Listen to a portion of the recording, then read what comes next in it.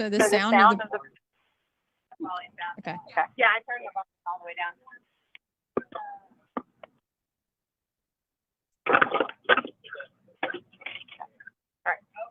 Okay. Okay. All right. All right. Hey, will you go stand over on that side and then I'm happy to right over here. Right over here is good, yeah. We got 10 minutes. I think we're ready to go.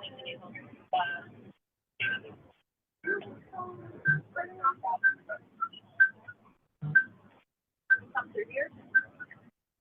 That would be best, I think, yeah. Come through here.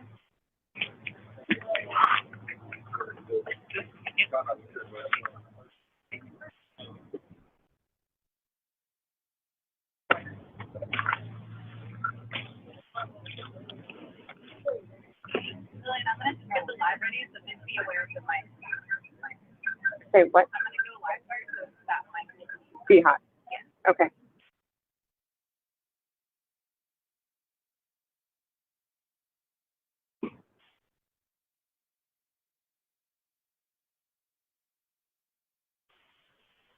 Good afternoon.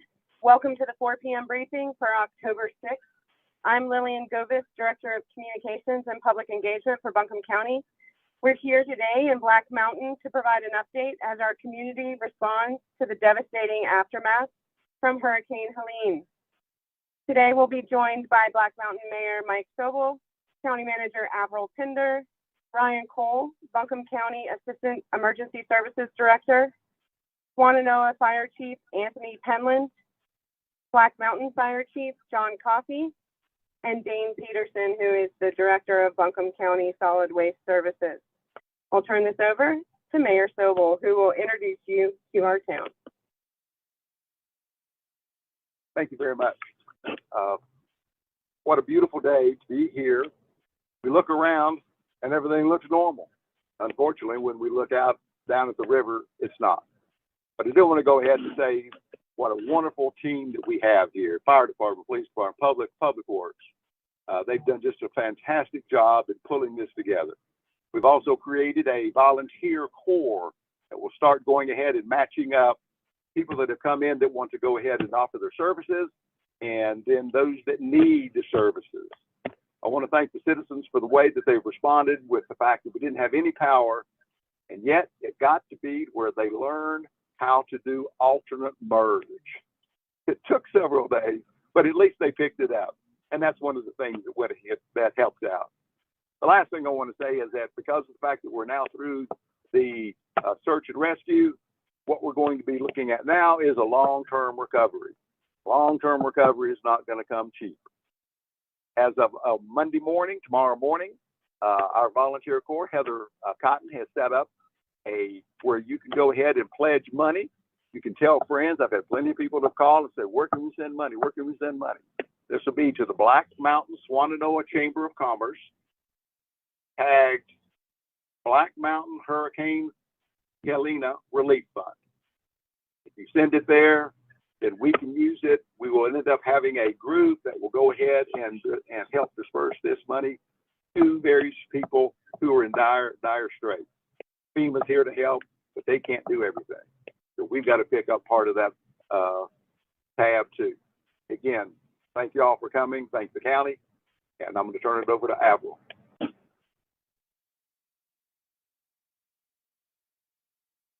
Good afternoon.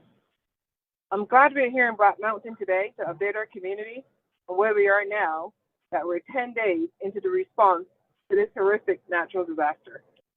As you can see, this beautiful town is just one example of what makes Buncombe so special. All around me, you will find neighbors like the First Baptist Church of Black Mountain, which is accepting donations for survivors so we can help each other in the recovery process, which is critical as our search and rescue efforts continue. Also helping in those efforts is FEMA. 2 whose representatives are out in our community helping get community members impacted by Helene connected to assistance. These locations are Black Mountain Ingle, Pat Square Park, Emma Street, where Spanish language teams are also available, Newbridge Baptist, Basilica of St. Lawrence, and Walmart in Arden. We continue to share out these locations as they are updated. As of this afternoon, 73,000 customers remain without power in Buncombe County. Both Duke Energy and our emergency services personnel ask that unless you live in one of our small communities that have been so badly damaged by the storm, like Swananoa, Barnersville, and Gowan Creek, please stay out. The traffic volume is severely impacting crews' ability to respond. We also want to remind our community to please stay out of the rivers until the EPA has been able to provide assurances about health impacts. This includes using river water for flushing. Buncombe County shelters are still available for the general population at AB Tech Conference Center, in Fernahurst Drive, that is 16 Fernahurst Drive in Asheville. Please use the Victoria Road entrance. The former Gold's Gym, 1850 Hendersonville Road in Asheville. This location has a playground for children, so it may be more suitable for families. Please note that no pets are allowed at this location. Medical emergency shelters are for individuals who are dependent on medical equipment requiring power is located at 10 Genevieve Circle. That's on the AB Tech campus. Medical emergency shelter for individuals who are dependent on medical equipment requiring power is located at 10 Genevieve Circle in Asheville. The shelter at the Ag Center is full, so please do not go there. Please note that the shelters do not have resources for the general community and are not donation locations. Visit buncombeready.org for donation locations. For questions about storm-related issues, please call our call center at 828-250-6100. 828-250-6100. Yesterday, we announced a new way to help emergency responders by uploading geotagged photos of situations like landslides and washed out roads and bridges. I'm happy to share that we've already received 38 photos at buncombecounty.org. To upload your photos, go to report.buncombecounty.org. Again, to upload your geotagged photos, go to report.buncombecounty.org. With that, I'll ask Ryan Cole, Assistant Emergency Services Director, to give you an update.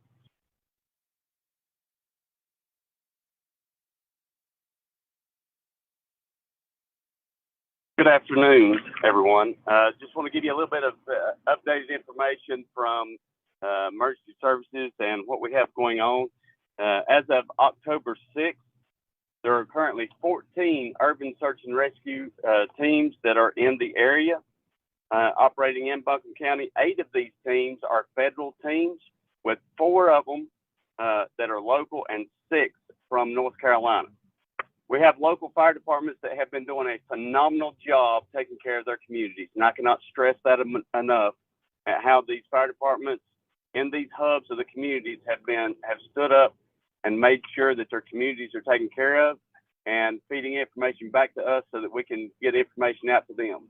If you have a need in your community, please go to the fire department and work with them, because they have a lot of resources already at the fire department that are available. So utilize that resource that's in your community with that. We have more teams that are on the way to assist, and right now we have the area, and if you take Buncombe County and use I-26 as a delineation, west of I-26 has significant damage. That is our most significant damage area. East of I-26, let me get my east and west down.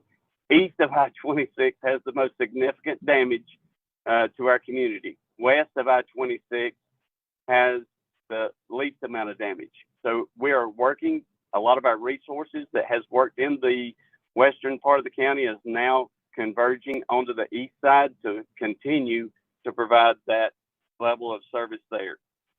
Again, as Ms. Pender said, please stay out of these areas unless you live here.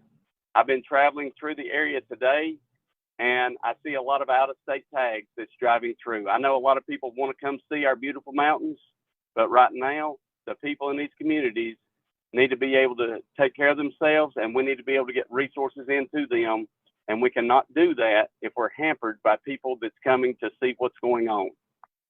Rely on the media to show you what's going on, and do not hamper emergency operations by driving through the areas. We have about 90% of the primary searches done. A primary search consists of 360-degree exterior surveys of structures. So that's the structures that have been identified and we know of. And this is expected to be completed within the next couple of days. However, we are working towards targeted searches. Targeted searches are areas where the home was completely destroyed, the home is gone, and we're having to go through debris piles and utilizing specialty equipment such as large equipment, canines, and things of that nature to be able to work that. That's going to take a lot longer because it's a systematic approach to go through that, and you have to do it. Just think of you're pulling it up a piece at a time, and so that is something that's going to take a while, and we don't have any accurate statistics that we can identify how long that's going to take. I will tell you it's going to take quite a bit of time because we have a lot of debris piles. As many of you can see when you're driving through the community, you see how much debris is out there, and it's going to take a while to get through those. We will try to work on this to give some more accurate information, but just know these teams are here for the long haul. They're in our communities, and they're working extremely hard and trying to help support us in everything that we do. And we appreciate everything that they're doing from all over the United States that's in here. The other thing I will say is, I know a lot of people want to donate. There's a lot of things that they want to do. And here's what I'll say about that. Right now, we're saturated with stuff that's coming in. We're saturated with donations. We're saturated with things that's going on in the area. Please, if you can, formulate a plan. Come see us in 3 weeks when everybody's gone. That's when we're going to need the help. That's when we're going to need the support. Is when all of the resources that we have now are used up and they have to go to a different area. So please please hold off on donations and those kind of things until we get everything established and utilize it then. It's one of the things we would ask you to do. Now, I'd like to introduce my good friend, Fire Chief John Coffey from Black Mountain Fire Department.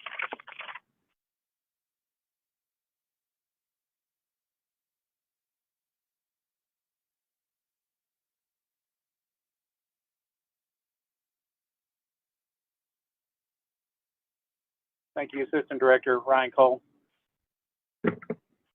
Sorry. A bit taller than most.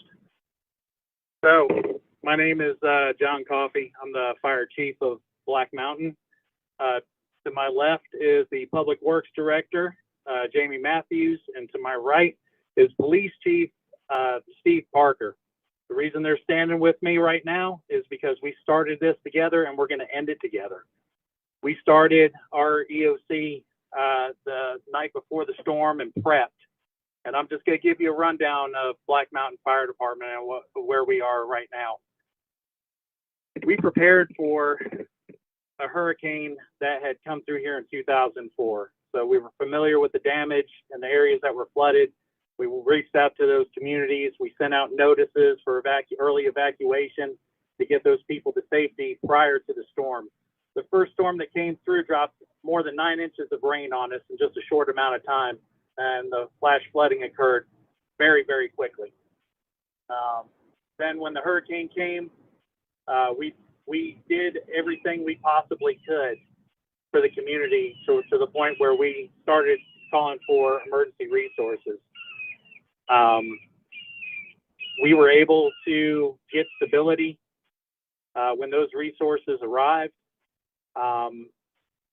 The police chief and I and the public works director We pulled everything together in our unified command. Once we got a handle on the situation, we notified our town manager, Josh Harold, was with us every step of the way, helping us keep things organized and helping us get everything that we needed to accomplish our missions. Through those missions, we were able to, the police chief was able to secure the town, secure resources, and keep the citizens safe, secure our pods. Public Works Director, him and his crew have been working night and day without stopping to try and get our basic needs back in order so we can function as a town. My guys and at the fire department and our resources that have come from all over, not just the state, but the country. And there's so many to name, but without them, we couldn't accomplish these missions. We've been able to bring 450 people to safety. We have moved from our rescue and search and rescue operations to recovery efforts at this time. We are pushing towards other departments for their needs and trying to help them allocate the supplies they need to continue their missions. We are still answering calls to service at this time on top of everything else. We're doing welfare checks. The first couple days, we had ground search and rescue units going on foot in inaccessible areas, and we made 100% contact with our entire community on the first primary search. On the fourth day, we started secondary contact. Because of the limited shelters in the area, we were providing food and water for those that were able to shelter in place and continued those lines until more shelters were available. We still have folks currently sheltering in place, but we are keeping them well supplied until things improve. Our Public Works Director was able to get, what is it, Jamie, 90% of the roads, 90% of our roads open for accessibility for emergency vehicles. Our police chief is still working very hard to keep this community safe from anyone wanting to do harm to the community in any way, shape, or form. We are able to provide any services that we can to our neighboring fire department, because without our neighboring fire departments, these missions aren't going to be successful. So we got to continue to provide them the resources that they need as well. We are right now as well, we ask people in the community that if their home is damaged to hit the breakers in their homes, and if they need assistance, we're going out there and showing them how to hit the main breaker, because once we start getting power in the area, I do not have the resources to be fighting multiple structure fires. So we're trying to be very proactive. We had our guys go through all the damaged homes and disable the power meters and cover those up with meter covers and duct tape, whatever possible. So when the power does come back on, we can try and mitigate those multiple structure fires. Also, we've done trietary searches as well. So we're keeping those lines of resources for our people that are still in inaccessible areas, checking on them, doing the welfare checks, and still answering calls for service. But I just want to thank all of those resources that have been provided to us, because without them, we would not have been able to do and get where we are today. But as of now, I can strongly speak for the town that we are wanting to push our mission forward to helping those beyond the limits of this town and fire district and get our society back to where it needs to be. Fellas, am I missing anything? All right, I'm gonna turn it over to my colleague and brother in service, Chief Anthony Penland of Swannanoa Fire Department. Thank you.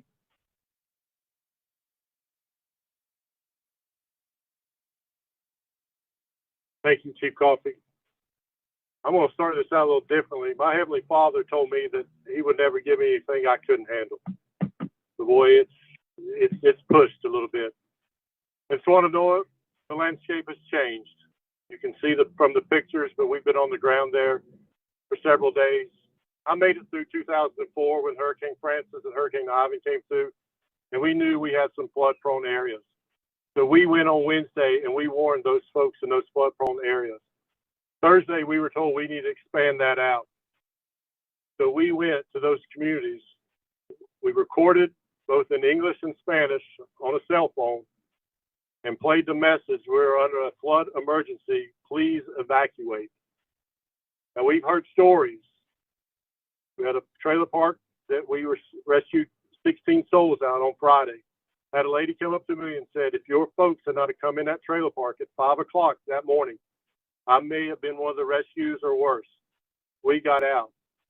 We heard the story. I got an email from the KOA campground. Our guys were in the KOA campground at 3 o'clock on Thursday, knocking on campers' doors. And he sent me an email. If they had not have done that, I don't know if I'd be here. So, folks, those are the stories we have, but we are still actively up the Beechtree community trying to recover some of our friends who have, we know they're in those debris piles. We've got the teams from Nebraska, Jacksonville, Florida, South Carolina, Maryland. They are actively searching in those piles up there for some of the folks who are missing.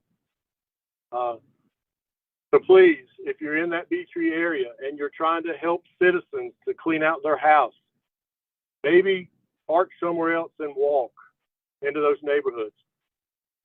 Our citizens are hurting. If you could have seen the despair on their faces on Friday morning when they come down and really saw what was going on, this would be Saturday morning, what was going on there in Swannanoa. But we're resilient. We will come back. It'll look different, but we will be back. I had a gentleman who's actually running the shower trailer said he went through Hurricane Katrina in New Orleans, and look at New Orleans today. So, folks, we had been for our outside units to give our guys rest. We were going about 7 days without any rest, and these outside units started coming in, and we started trying to send our folks home. So one of the things we have to understand, we're a small community.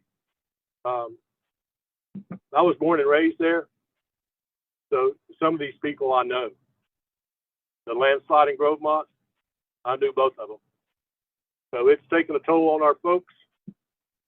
I don't know if you heard about the dam scare at Beechtree on Sunday. It took a toll on our folks then. And so we've got some mental health folks in to try to help our folks get through this. But it's going to be a long recovery. But my faith and trust is in my Heavenly Father, and I know He will get us through this.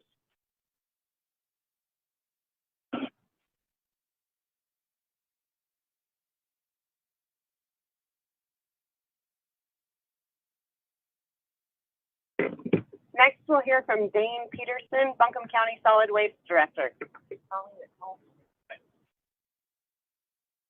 Thank you, Lillian, and good afternoon to everybody here and everybody that's listening. Want to know that our hearts, thoughts, and prayers are with everybody that has been so devastated by the impacts of this storm. And specifically wanted to shout out to our solid waste team, our hardworking team, many of which have been working around the clock to preserve and restore function and access at our solid waste facilities. We will be temporarily extending operating hours at the Buncombe County landfill, which is located at 85 Panther Branch Road. Starting tomorrow, these hours will be Monday through Friday, 6 a.m. to 6 p.m., and Saturdays from 7 a.m. to 3 p.m. Cash and credit card payments are being accepted at the landfill currently. The Buncombe County Transfer Station at 190 Honda Creek Road sustained heavy damage during the storm, and our staff have been working diligently to restore functions and access to the facility. The transfer station is currently closed, but we will provide updates as we make progress on repairs and look to open as soon as possible. The county, along with several municipalities, has activated a state contract with Southern Disaster Recovery for disaster debris management. We continue preparation and assessment for the debris removal process across the county.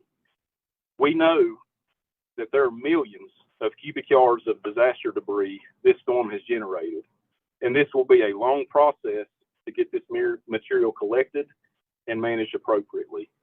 We anticipate the disaster debris removal process to begin this month, mid-October, and we will work hard with all of our partners in this monumental cleanup project. I would like to take a moment specifically to help promote an upcoming employment opportunity with our disaster debris monitoring company, Debris Tech. Debris Tech is targeting to hire local people to do this collection monitoring work. The job responsibilities include interfacing with contractors and crew in the field to report to the field supervisor, operating an automated handheld device to record information, ensure that debris loads are properly contained in the loading container, monitor contractor safety and report potential issues to the field supervisor, and record and report any damage resulting from debris removal operations. We'll make sure this is available, the link to the job application. You can apply online at www.debrisjobs.com. They're also, the City of Asheville is helping host Debris Tech in an in-person hiring process, which will be tomorrow, October 7th and October 8th from 9 a.m. to 4 p.m. And that address is 85 Mountain Road in Asheville, North Carolina. So a good opportunity for our local folks with getting hired on with Debris Tech. Tomorrow, Monday, October 7th, Waste Pro collection service will resume for regular Monday route customers. Waste Pro will collect household garbage where collection vehicles can safely access customer locations. Please do not place storm-generated debris, brush, limbs, trees, construction, demolition, hazardous material at the collection point for this Waste Pro service. This service will continue to be for bagged household garbage only. Recycling collection service is temporarily suspended while repair work is underway at the recycling process facility. If needed, subscribers may use their Waste Pro recycling cart for additional bagged trash space as needed. Also, tomorrow, October 7th, Waste Pro will operate a household bag trash drop-off location at Lester Elementary. I'm so thankful that we've got so many people from out of town coming here, but you're going to tell on yourself real quick if you say Leicester. Okay, it's Lester. So there'll be a drop-off location at Lester Elementary School from 8:30 to 3 p.m. And the address to Lester Elementary is 31 Gilbert Road in Lester. And want to say thank you to Waste Pro for continuing to be a partner in services to our communities. Thank you.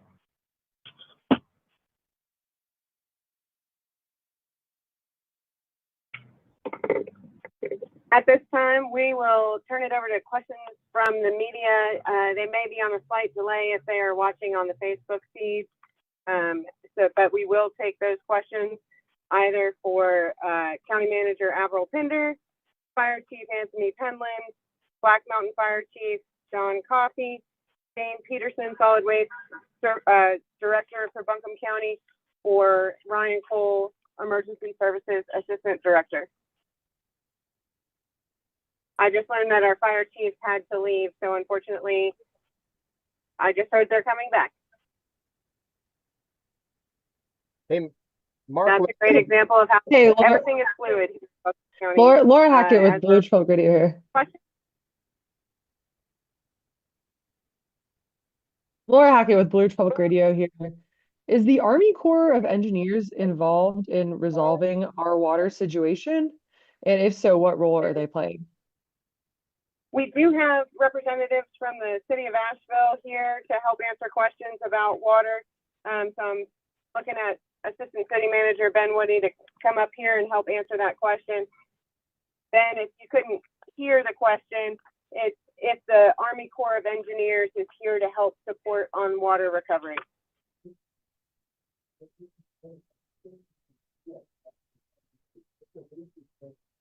Hey, good afternoon, Ben Woody, Assistant City Manager with the City of Asheville. And yes, the Army Corps of Engineers has been engaged, thank you. And they are here providing support as well as an official from the Environmental Protection Agency. Thank you, Ben. In a prior brief, this is Laura Hackett again with Blue Ridge Public Radio. In a prior briefing, I believe we were told there were 160 city water employees, and online, the city has said that there are also other contractors involved, including the Army Corps of Engineer, which we just learned. How many people in total are currently engaged in restoring the city's water system? Good question.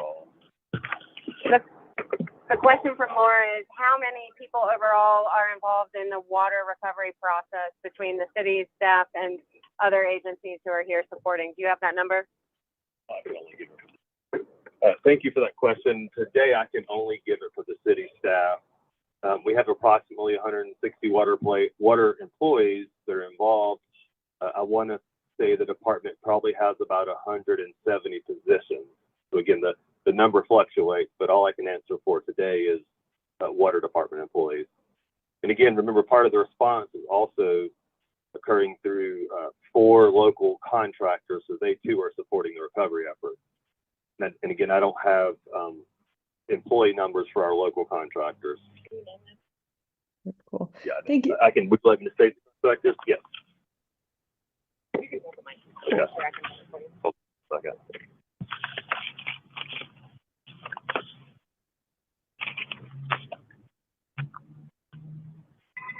Okay.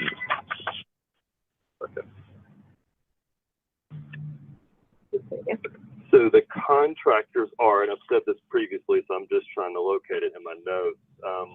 I know we have CP Howard. They're one of the companies that has been engaged to do work associated with the restoration of the water distribution infrastructure.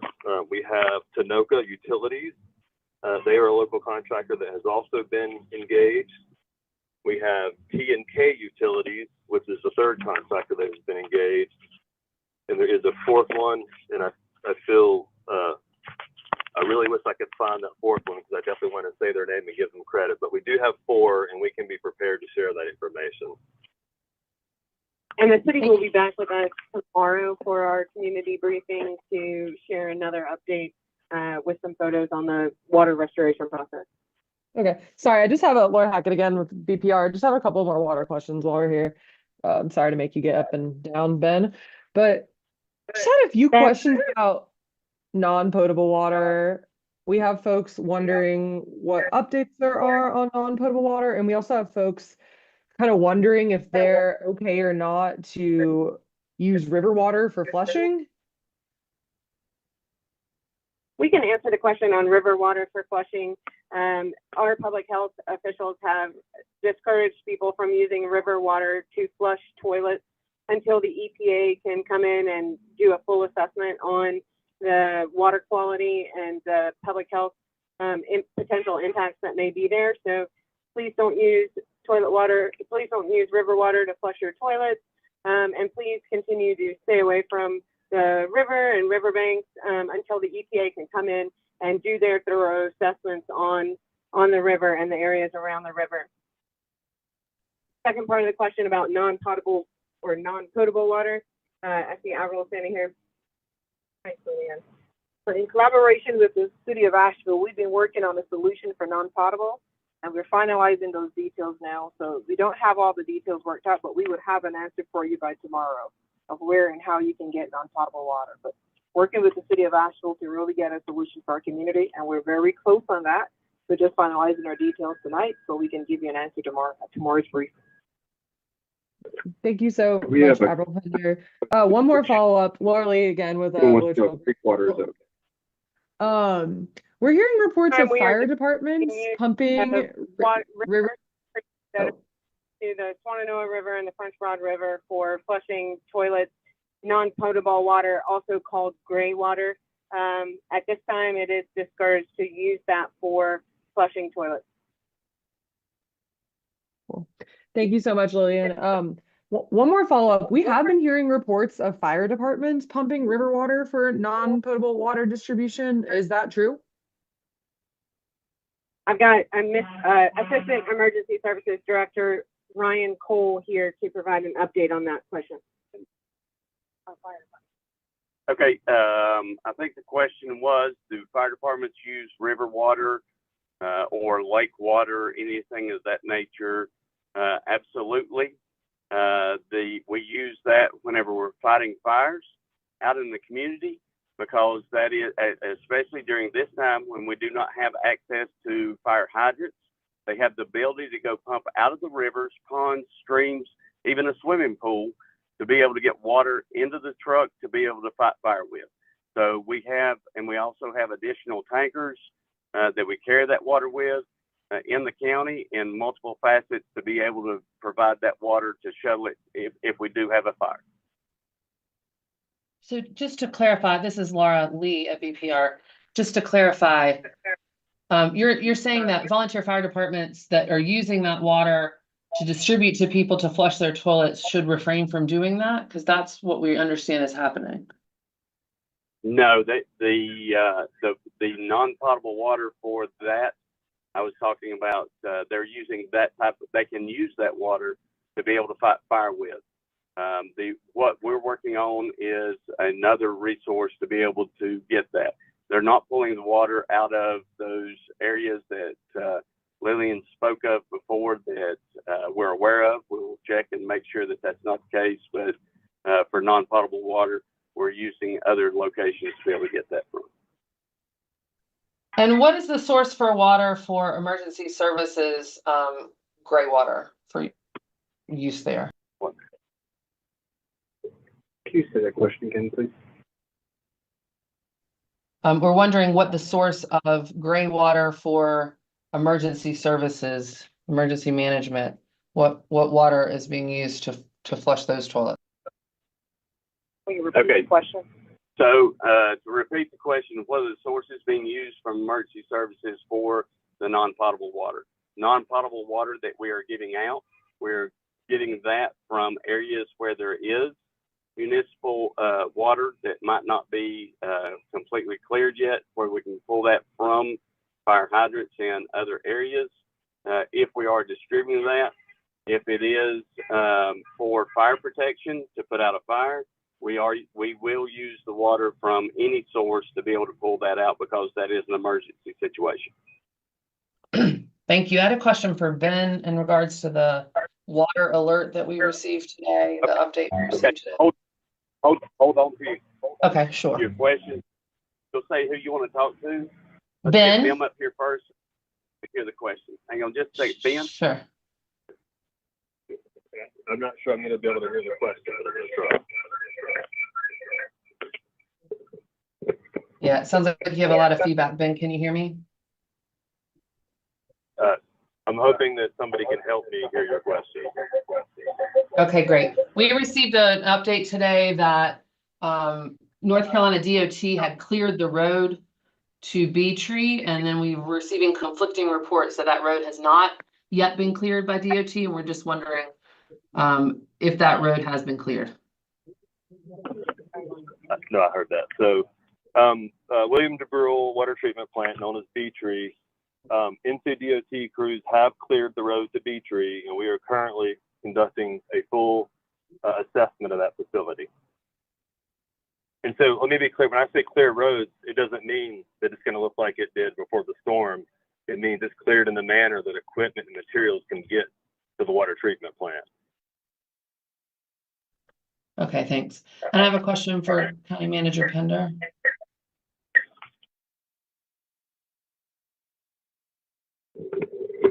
One moment, she's approaching the podium. Do you all have speakers there? Maybe you could turn down because I think that may be part of the feedback issue. County Manager Pender, we received a press release today that transfers were made from the Buncombe County Detention Facility. Can we get a count on how many incarcerated people have been moved to somewhere else? I do not have that answer on me, and I'm looking. I don't see the sheriff with us this afternoon, so I'll have to get that answer for you later today or tomorrow.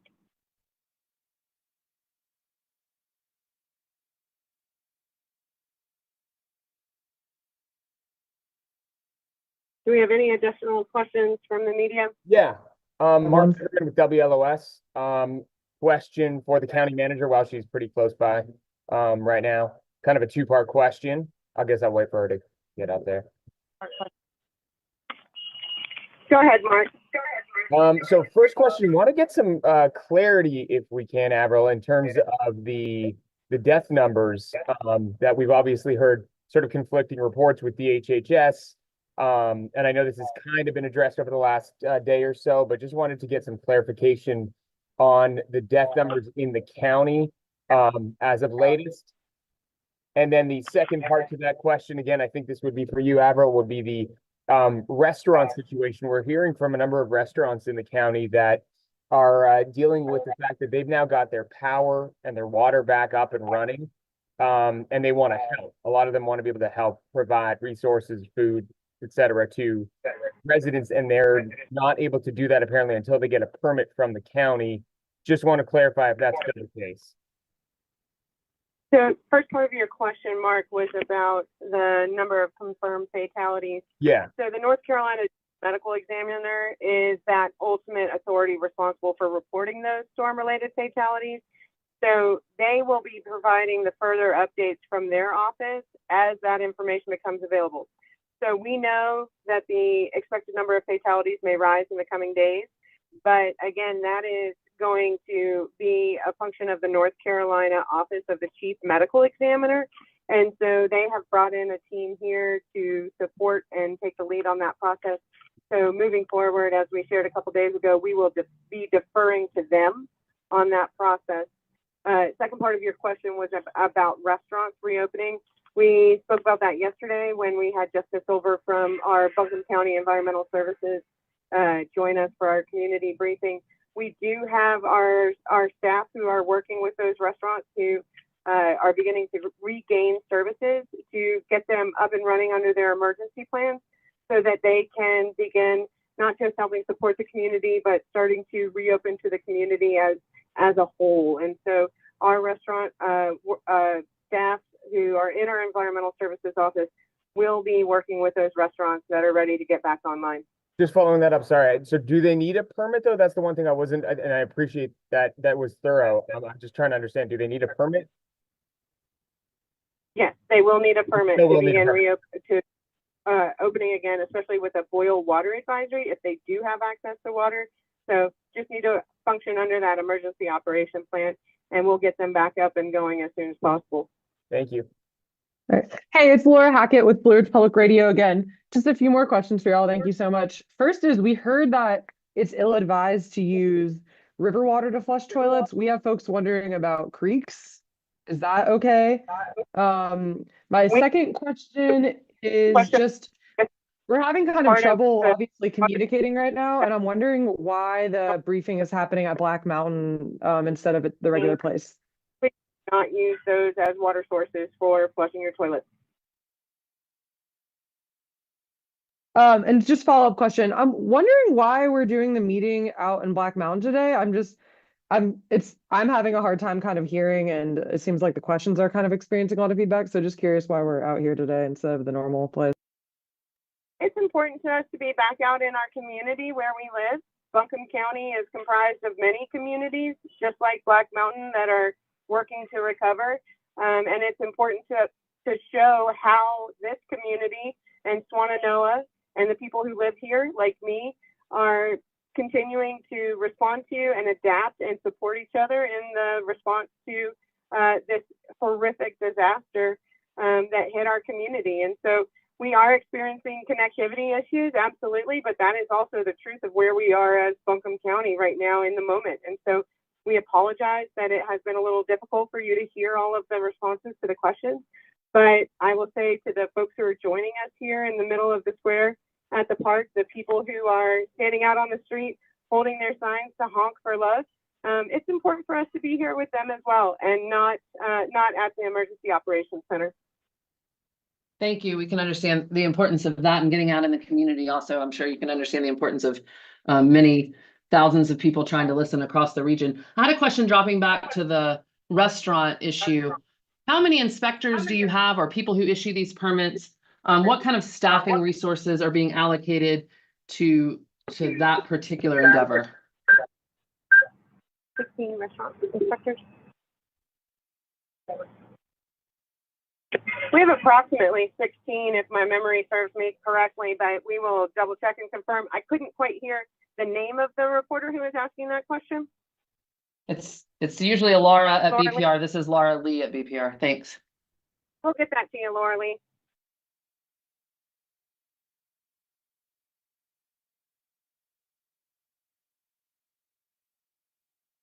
Sounds like we've reached the end of our questions for today. Moving forward, instead of housekeeping, we will be moving this briefing. I know Stacy said 4 o'clock yesterday. We want to make sure we're getting information out to the community at such an hour that they will be able to take that information and share that and use it to get access to the goods and services and support from other organizations. So moving forward, this briefing will take place at 11 a.m. daily. 11 a.m. daily. We'll share that information out as well. But 11 a.m. daily is when this press briefing, community briefing will move to. Tomorrow, we will be joined by Election Services Director Corrine Duncan, who will give us an update on where we are for the 2024 general election. Long story short, we will have an election and we will vote in the general election here in Buncombe County. So she'll give a little bit more details on that. We will also be joined by Vic Isley with the Tourism Development Authority and Public Health. So we will look forward to, and of course, the City of Asheville for our Monday, Wednesday, Friday, City of Asheville water updates with Ben and other colleagues from the City of Asheville. So we will look forward to sharing more community updates at that time. We thank you for tuning in. Thank you, Black Mountain, for hosting us today. It's great to see the people out and the dogs and the neighbors helping neighbors. And it gives us a little bit of positivity moving forward in our response to this catastrophic disaster. Thank you.